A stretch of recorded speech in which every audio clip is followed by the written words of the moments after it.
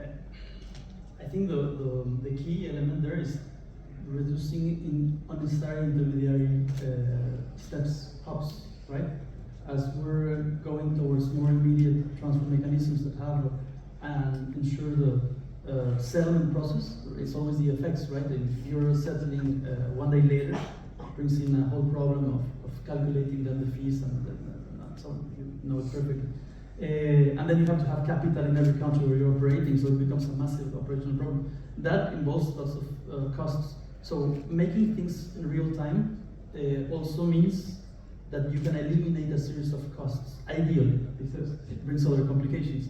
When there's no friction, well, fraud jumps in very, very easily, and that's another problem. So I would say that models that are implemented for the future should tend to eliminate as much as possible unnecessary intermediaries and processes that are there because they were always there. As we were speaking of cards, if you see the US to Mexico corridor, Mexico is not the largest recipient of remittances, that's India. However, that's the largest corridor in the world, US to Mexico, like single country to single country. So it's a massive thing. We're speaking about almost around 70 billion US dollars, right? And still, when you see the systems that are being implemented, they are very old. I mean, go take a look at what Western Union is doing, MoneyGram is doing. They're legacy systems. But it's always like in technology, if it works, don't touch it, right?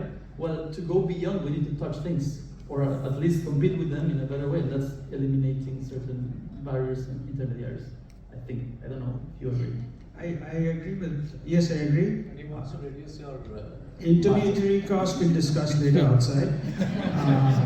But one thing he touched upon is working capital costs to make money available real time in destination countries, which means you need to have that money sitting there before you got that instruction. Working capital costs is a huge item on my balance sheet, and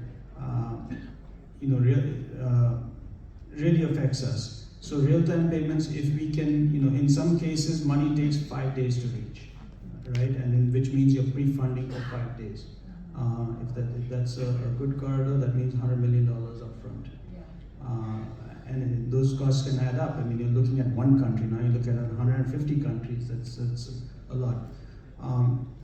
But we have efforts coming in from SWIFT and some others to look at this, where we can bring down the time taking to deliver the money.